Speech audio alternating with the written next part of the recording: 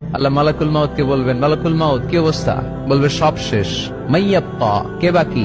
মালাকুল মাউত বলবে জিনেরা বাকি, যাদেরকে দেখা যায় না। আল্লাহ বলবেন জিনদেরকেও শেষ করে ফেলো, রুহু কবজ করো। মালাকুল মাউত আজরাইল জিনদের রুহু কবজ করবে। আল্লাহ এবার জিজ্ঞেস করবে, ইয়া মালাকাল মাউত আখবিরনি মাইয়াপ্পা, এবার বলো আর কে বাকি? মালাকুল মাউত বলবে, আল্লাহ মানুষগুলো সব শেষ, জিনগুলাও শেষ, এবার বাকি ইবলিস শয়তান। কে বাকি?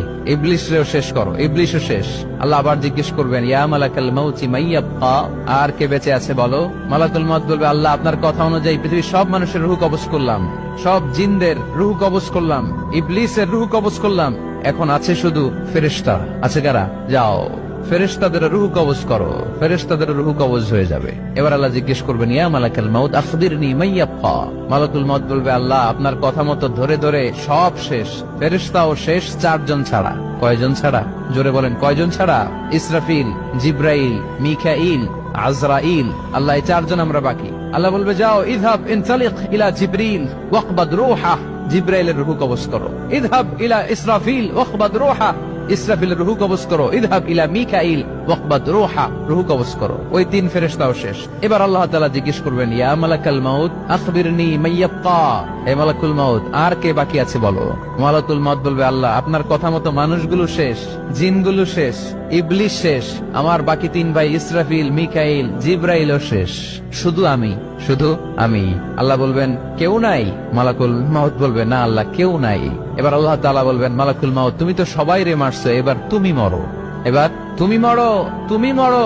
শোনার সাথে সাথে মালাকুল মাউতের কাঁপুনি ছুটে যাবে, খিঁচুনি এসে যাবে ভয়ে। আল্লাহ বলবেন, কাঁপুনি দিয়ে তো লাভ নাই, কারণ কুল্লু নাফসিন যায়িকাতুল।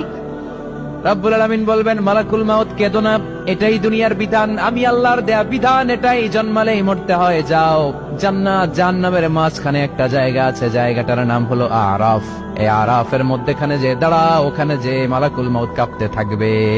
মালাকুল মাউত বলবে, আল্লাহ সৃষ্টির শুরুতে যদি জানতাম, সৃষ্টির শুরুতে যদি জানতাম সবাইকে মৃত্যুদান করার পরে, রুহু কবজ করার পরে আমাকেও মরতে হবে, তাহলে এই কঠিন দায়িত্বের ব্যাপারে আপনার কাছে ক্ষমা চাইতাম। আজকে আমারও যে ভাগ্য বরণ করে নিতে হবে সৃষ্টির শুরুতে, আমি এটা কল্পনাই করতে পারি নাই। আল্লাহ বলবেন, নো টক, মুত ইয়া মালাকাল মাউত, মর, মরে যা, মুত, মরে যাও। বলার সাথে সাথে মালাকুল মাউত এক বিকট চিৎকার হাঁকিয়ে মরে যাবে। মালাকুল মাউতের চিৎকারটা সেদিন এত ভয়ঙ্কর হবে, বিষ্ণু ইসলাম বলেন, ওই চিৎকারের আওয়াজ যদি পৃথিবীর মানুষেরা কান দিয়ে শুনতে পেত, তাহলে কিয়ামত সংগঠিত হওয়ার জন্য আলাদা করে ইসরাফিলের সিঙ্গার প্রয়োজন হতো না। ওই চিৎকারের আওয়াজে প্রতিটা মানুষ কানের পর্দা ফেটে ওই জায়গায় লাশ হয়ে পড়ে যেত। এবার ডানে বায়ে সামনে পেছনে উপরে নিচে কেউ নাই, একজন ছাড়া। জোরে বলতে হবে, তিনি কে?